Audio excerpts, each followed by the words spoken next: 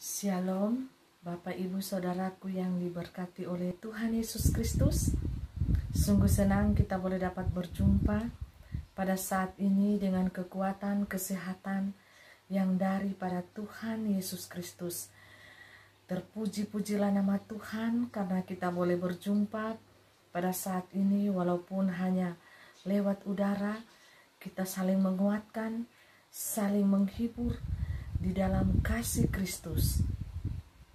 Pada saat ini saya ingin bersaksi tentang kuasa supranatural ilahi, kuasa Allah Tuhan Yesua Hamasia Elohim dengan kuasa setan, para dukun dan normal itu. Siapa yang paling berkuasa di alam jagat raya ini selain daripada Dia, yaitu Tuhan Yesua Hamasia Elohim. Dialah yang telah membentuk dunia ini. Dia yang telah menciptakan kita umat manusia, Adam dan Hawa, manusia pertama. Dialah yang mempunyai segala sesuatu, semuanya milik Allah. Kita hanya menumpang, kita hanya sebagai tempat persinggahan sementara saja. Kita selama kita di dunia ini, kita hanya meminjam tempatnya, kepunyaannya Allah, sehingga kita bertanggung jawab atas segala sesuatu yang telah dipercayakan oleh Allah kepada kita. Baik itu kepercayaan Allah terhadap keluarga, anak-anak, harta benda, semuanya apa yang kita punyai, semuanya kita akan mempertanggungjawabkan semuanya di hadapan Tuhan.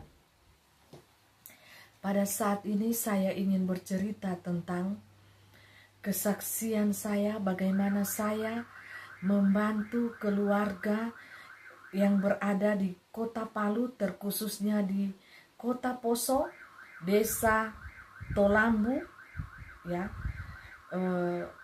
Di sana telah terjadi pembunuhan anak-anak yang berusia 2 tahun, masih sangat kecil. Anak-anak itu lucu, ya. Dan pada saat itu mereka sangat heboh di dalam mencari anak tersebut. Karena apa? Karena menurut paranormal, dukun-dukun di sana, mereka bertanya kepada paranormal dan dukun. Dukun itu berkata bahwa anak itu disembunyikan oleh makhluk gaib, oleh setan. Anak itu disembunyikan, dia masih hidup. Anak itu masih hidup, tetapi hanya disembunyikan oleh alam gaib.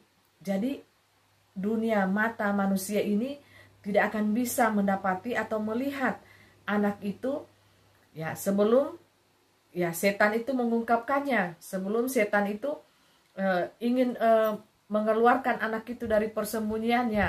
Nah, untuk itu anak-anak Tuhan yang berada di desa tersebut, di kota itu, ya, mereka mempercayai kuasa daripada paranormal ini, sehingga mereka mencari. Saya mendapat kabar bahwa sekitar 3 desa mencari anak tersebut dengan jumlah orang sekitar 700 orang lebih. Mereka sambil memuji-muji Tuhan, sambil berdoa, mereka mencari anak itu atas petunjuk sang paranormal itu, orang pintar, dukun.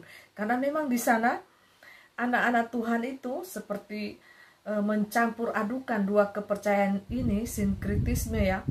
Sudah mempercayai Tuhan, mempercayai juga kuasa setan, yaitu paranormal itu, dukun-dukun. Jadi Bapak Ibu Saudaraku yang diberkati oleh Tuhan Yesus Kristus, ketika ada seorang hamba Tuhan yang berasal dari Kota Palu itu messengers kepada saya, dia teringat kepada teman, ya, sesama hamba Tuhan, bahwa mereka sudah mengetahui saya, ya, dari sana, bahwa saya ini memiliki indera keenam, ya, karunia penglihatan. Menurut kata dunia itu, orang-orang dunia itu mengatakan bahwa saya indigo, ya. Itu kata-kata dunia, perkataan dunia, indigo, indera keenam, ya, sangat tajam di dalam menembus dimensi supranatural ilahi ataupun dunia supranatural setan itu, alam gaib itu bisa saya tembus ya mata saya ini, karena dilatih dan diproses oleh Tuhan Yeshua HaMashiach Elohim. Saya harus mengenal dua alam ini, dan saya telah mengalami kematian dan saya dihidupkan kembali oleh kuasa Allah. Karena apa? Karena firman-Nya berkata, orang yang tidak menyayangkan nyawanya, orang yang tidak mempertahankan nyawanya, ia akan mendapatkan nyawanya itu kembali melalui kuasa Allah. Asal kita berada di dalam kebenarannya Allah, Allah akan menghidupkan kembali dengan kuasa Allah. Karena kita ciptaan Allah, maka apapun yang Allah lakukan atau perkatakan itu akan terjadi kepada diri kita. Ya, jadi kita tidak perlu takut mati, tidak perlu takut kelaparan, tidak perlu takut makan, tidak dapat makan. Jangan kita takut, karena Allah senantiasa memberkati, menyertai umat ciptaannya yang sungguh-sungguh mengandalkan akan kuasa Allah. Jadi Bapak Ibu Saudaraku yang diberkati oleh Tuhan Yesus Kristus, ibu itu yang mengingat saya sebagai sahabat rekan sekerja Allah di dalam melayani Tuhan, dia messenger kepada saya dan meminta tolong kepada saya untuk melihat apakah anak ini masih hidup atau sudah meninggal. Karena mereka sudah cari-cari, sudah sampai 2 minggu, anak itu belum diketemukan. Ini sudah turun 3 kampung, 700 orang lebih yang mencari anak itu di hutan-hutan, tetapi tidak ditemukan.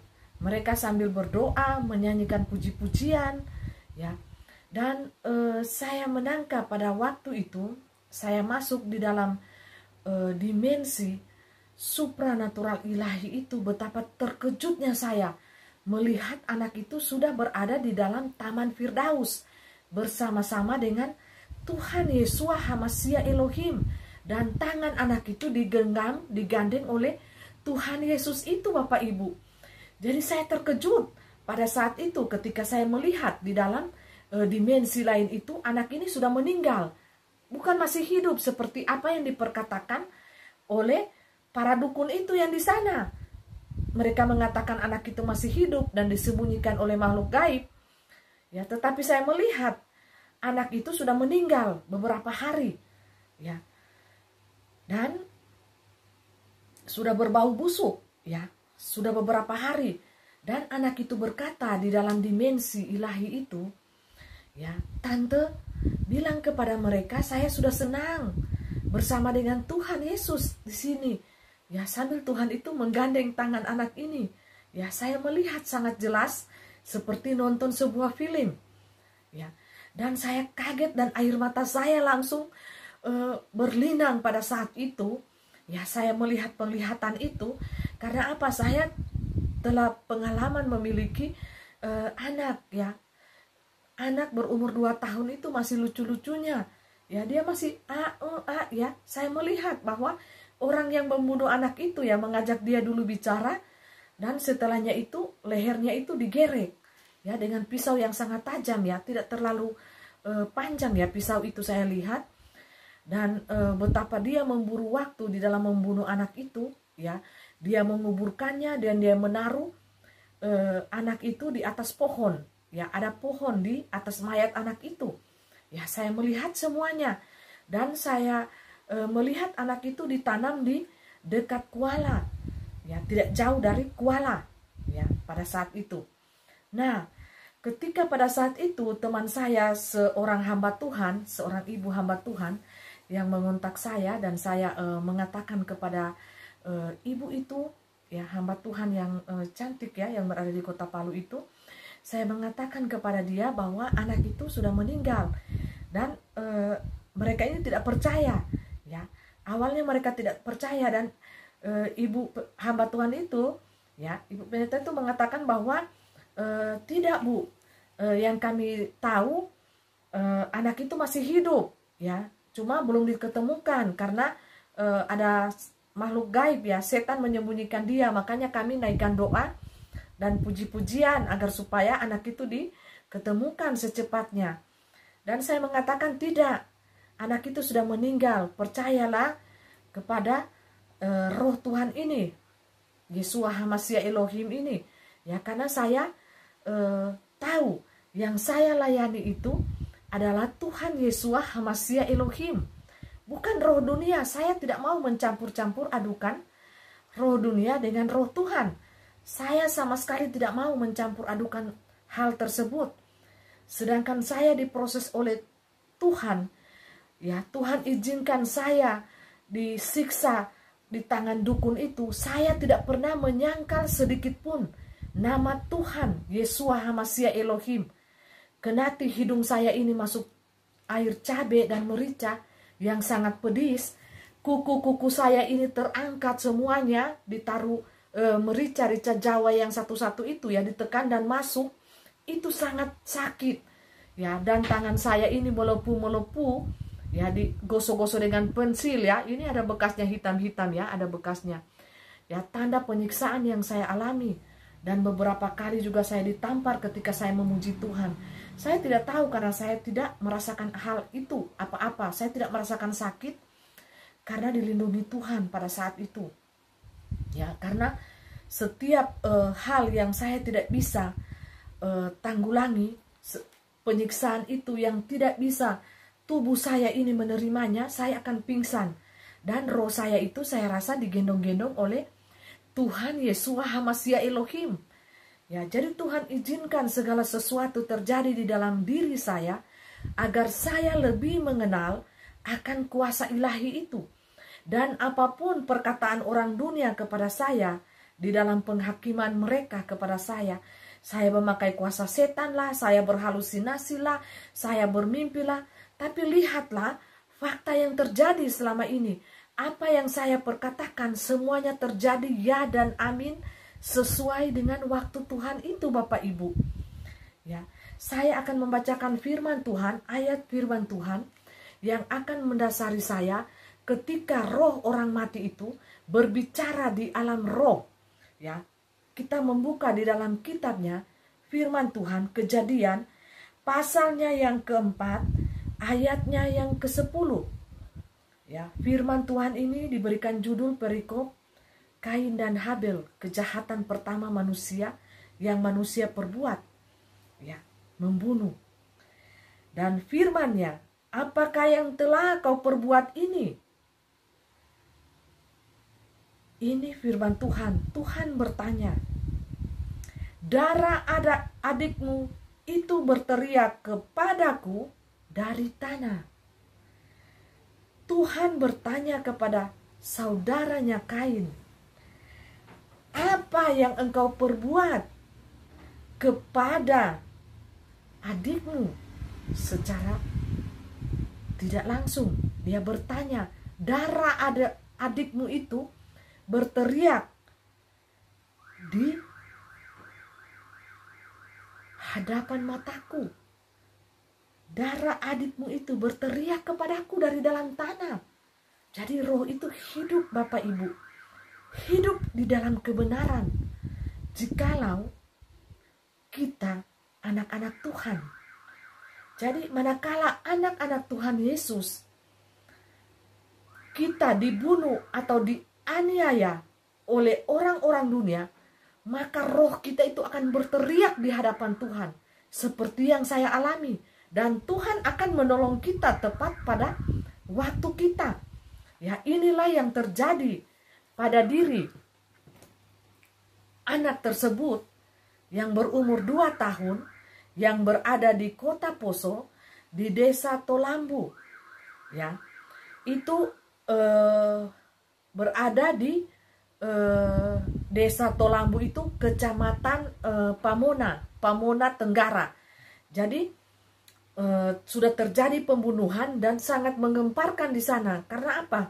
Ceritanya agak-agak berbau mistik sedikit. Ya, dan anak-anak Tuhan di sana lebih mempercayai paranormal ini, dukun ini, sambil mereka mencampur adukan ya puji-pujian dan doa. Itu sangat memuakan, sangat menjijikkan, dan Tuhan Allah sangat kecewa dengan kita anak-anak Tuhan yang senantiasa mencampur adukan dua kuasa ini di dalam kita menyembah Tuhan, kita lagi masih mempercayai kuasa setan itu melalui para dukun tersebut. Tuhan sangat cemburu dan sangat marah, kecewa kepada kita anak-anak Tuhan. Jikalau roh Tuhan itu berkata, kalau engkau menyembah kepadaku, sembahlah aku di dalam roh dan kebenaran. Jikalau engkau mau menyembah Mamon, iblis, setan, Lucifer itu, engkau sembahlah dia. Jangan abu-abu, jangan abu-abu. Rohku marah. Rohku ini rohku yang cemburu kepada kalian, umatku di seluruh dunia, bukan saja yang berada di desa Poso, Pamona, tetapi di seluruh dunia. Pesan ini harus kalian camkan betapa hatiku sangat sakit, sedih ketika aku melihat umatku di dalam menyembah aku, menaikkan puji-pujian kepadaku. Apakah kalian menyangka bahwa aku disenangkan dengan puji-pujian yang berbau najis di hadapanku? Tidak, sama sekali aku menolak kalian yang mencampur adukan dua kuasa ini di depan mataku. Beda kasus kalian dengan kasus anakku yang anakku alami. Anakku alami itu, aku izinkan dia mengalami hal tersebut. Supaya apa? Supaya dia keluar menjadi saksiku, menjelaskan kepada kalian dua alam yang berbeda ini. Alamku ilahi dan alam Lucifera itu sangat berbeda jauh. Aku di alamku adalah surga yang kekal, di alam Lucifera adalah api, jalan api, dan manusia sering dan banyak sekali mau tertipu dengan jalan Lucifera ini. Dan apa? Jalan yang Lucifera tawarkan ini adalah jalan kesenangan, kenikmatan dunia, hawa nafsu, kenajisan, penyembahan berhala. Lucifer ini ingin supaya umatku ingin mempercayai kuasanya. Apakah kalian umatku yang telah buta mata kalian, buta tuli, telanjang kalian di hadapanku? Segeralah kalian bertobat sungguh-sungguh, ambil tindakan bahwa aku mengampuni dosa-dosa kalian, aku menyucikan kalian. Roh belas kasihanku tetap tercurah kepada kalian semua, tetapi janganlah selalu menyakiti hatiku di tempatku ini. Aku melihat ke bawah, rohku yang berbicara pada saat ini kepada kalian hanya meminjam memakai tubuh anakku ini. Percayalah bahwa aku sangat terluka, sedih hatiku manakala melihat umatku menyembah kepadaku dan menyembah juga kepada Lucifera. Percaya kepadaku dan mereka juga percaya kepada kuasa setan itu. Aku cemburu, rohku ini adalah roh yang cemburu. Ketahuilah itu umatku. Jangan kalian menyiksa hatiku di tempat ini. Maka kalian akan mendapatkan murka. Bukan lagi belas kasihan daripadaku, tetapi murka yang akan kalian dapatkan. Jangan kalian semena-mena menyakiti hatiku. Mengingat akan karya penebusan itu. Bukan murahan, tetapi mahal yang aku bayar. Jangan kalian menginjak-injak pelataran kudusku dengan kenajisan yang kalian buat. Di tempat gelap, di tempat tersembunyi, di tempat orang yang tidak lihat, jangan kalian menyakiti hatiku. Memang aku mengampuni kalian, tetapi manakala kalian menginjak-injak peraturanku, manakala kalian menginjak-injak perintahku, manakala kalian menginjak-injak kekudusanku, hukum-hukumku yang kudus, terimalah upah kalian di tempat ini. Kalian semuanya akan berpindah alam. Dan aku akan menjadi hakim yang adil di antara kalian. Manusia, hai manusia, cepatlah bertobat. Cepatlah bertobat. Karena ini adalah suara yang daripadaku, dari alam spiritual ilahi. Cepatlah bertobat. Gantilah gaun kotor kalian dengan gaun yang putih bersih. Karena kalian sudah aku tebus dari kegelapan dunia ini, kembali kepada terang yang ilahi. Kembali kepada terang kebenaran itu. Aku telah menebus kalian. Aku telah menyucikan kalian dari kegelapan dunia ini. Dari lumpur-lumpur dosa kalian. Dari gelapnya dunia dan dosa-dosa kalian. Pemberontakan kalian di hadapanku. Aku telah mengeluarkan kalian. Dan kalian telah melihat cahaya kebenaran itu. Jangan lagi kalian berpaling kepada kegelapan dunia itu. Tetapi marilah, fokuslah, pandanglah kepada salib Kristus. Karya penebusan Allah 2000 tahun yang lalu itu telah terjadi untuk umat manusia. Salah kalian umat manusia yang tidak mau mendengar kabar keselamatan ini, kabar sukacita ini. Manakala kalian kembali kepada alam ilahiku, kalian akan mendapatkan jalan api itu. Jalan penyiksaan kubur. Itu kalian akan terima sampai di kekekalan nanti. Karena apa? Tidak ada yang bisa menebus dosa kalian dari alam maut itu. Hanya aku, Roh Tuhan Yesua HaMasiah, Roh kebenaran, Roh Kudus ini yang sekarang ini lagi berkata-kata kepada kalian. Hanya itulah yang mampu menebus dosa kalian, pemberontakan kalian yang sungguh nyata di hadapan Allah yang Maha Kudus. Carilah kebenaran itu, carilah Allah yang benar itu, carilah Allah yang benar-benar memiliki jalan yang lurus, bukan Allah-Allah dunia, bukan ilah-ilah dunia, bukan dewa-dewi dunia, bukan. Mereka adalah Lucifer, setan semua yang menyamar seperti dewa dan dewi bagi kalian. Dan kalian memuji mereka, menyembah mereka. Apa yang kalian dapatkan? Api, kekekalan. Jangan kalian dibodohi oleh kuasa Lucifer ini. Jangan kalian dibodohi oleh kuasa Lucifer ini. Setan, iblis, segala macam nama tipu daya, nama samaran yang dia pakai untuk menakut-nakuti manusia, untuk membodohi manusia. Jangan kalian percaya kepada mereka. Percayalah kepadaku, Roh Yesua HaMasiah Elohim itu, yang sanggup menyelamatkan kalian dari kutuk dosa, dari api kekekalan itu. Karena rohku, Roh Kudusku, Roh kebenaran yang berkata-kata hanya memakai tubuh anak ini. Akulah yang berkata-kata. Roh Omega, Alfa dan Omega itu ada dengan anakku, hambaku ini yang kupercaya. Percayalah. Jangan kalian percaya dengan roh-roh dunia ini yang menipu, yang mengelabui mata kalian. Tetapi percayalah kepadaku sungguh-sungguh di dalam firmanku. Ya dan amin terjadi. Segala sesuatu yang anakku ini perkatakan, apa yang dia lihat, apa yang dia saksikan, itu adalah benar daripada alam ilahiku. Jadi percayalah kepadaku, kasus ini yang dibongkar oleh anak ini memakai roh daripadaku, Tuhan Yesus Kristus. Dialah yang menyatakan kebenaran ini, membuka mata kalian umat manusia, bahwa hamba Tuhan yang benar-benar sungguh-sungguh melayani kepadaku, itulah rohku yang berkenan kepadanya, berbicara, mengungkap misteri dunia ini yang belum terungkap, akan diungkapkan oleh dunia roh kebenaran, akan membantu sesama. Karena apa? Roh yang di dalam anakku ini adalah membantu sesama umat manusia tanpa memandang ras, suku dan bangsa, tanpa memandang agama. Dialah roh Alfa dan Omega. Karena apa? Karena aku menciptakan manusia tanpa ada ras, tanpa ada embel-embel segala sesuatu agama di dalam diri mereka. Hanya manusialah yang membuat agama itu sendiri dan memblok segala sesuatu dan membenarkan diri mereka. Apa mereka tidak tahu? Aku yang menciptakan manusia, aku menyuruh kepada manusia untuk hidup berbahagia, menikmati taman, memelihara taman, memelihara binatang-binatang, menjaga dan bertanggung jawab. Serta aku memberikan kepada mereka kebahagiaan untuk mereka nikmati. Dan iblis datang untuk menggoda manusia sehingga manusia itu jatuh dalam dosa.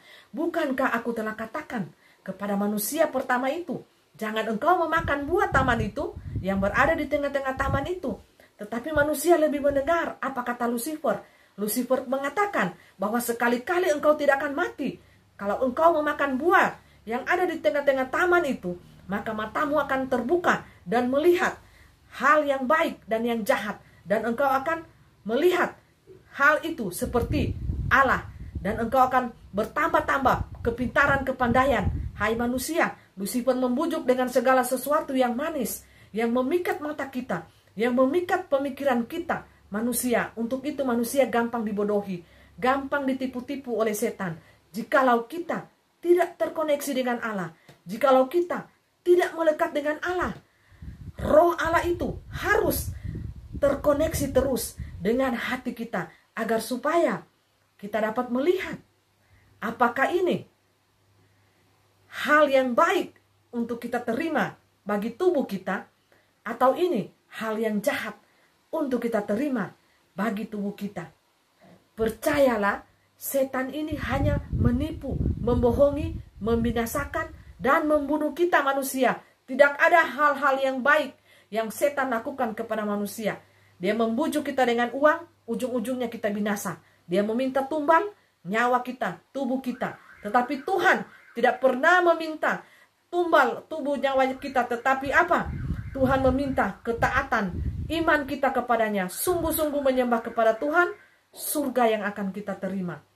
Bapak, Ibu, Saudaraku yang diberkati oleh Tuhan Yesus Kristus, kesaksian saya ini benar-benar nyata, dan keluarga dari korban anak tersebut berterima kasih kepada saya. Terima kasih Ibu atas petunjuk Ibu.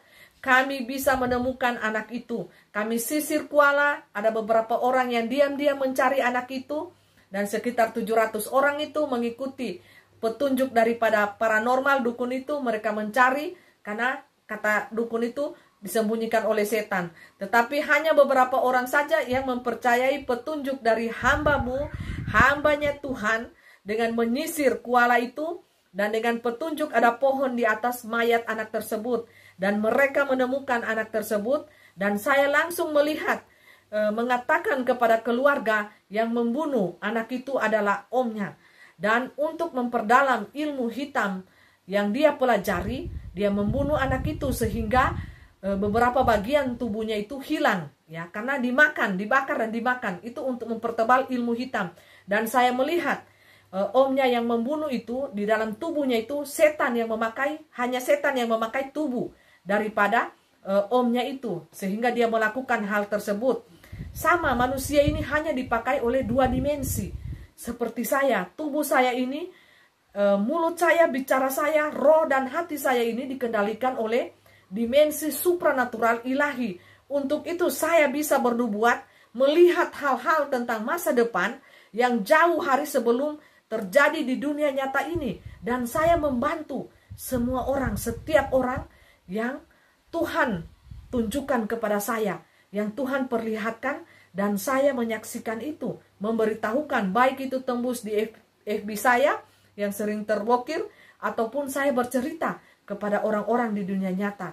Jadi inilah kuasa Tuhan yang sungguh nyata bagi kita setiap anak-anak Tuhan. Kuasa Tuhan, ya dan amin, berlaku sampai di detik ini. Percayalah, percayalah anak-anak Tuhan. Jangan kita ragu-ragu untuk beriman kepada Tuhan Yeshua HaMashiach Elohim, karena dialah yang empunya sorga dan dunia. Sorga, dunia lain, dialah yang berkuasa. Jadi Bapak, Ibu, Saudaraku yang diberkati oleh Tuhan Yesus Kristus, jangan kita mendukakan hati Roh Kudus. Jangan kita menyakiti hati Tuhan dengan perbuatan kita yang mencampur-campur adukan kuasa sinkritisme.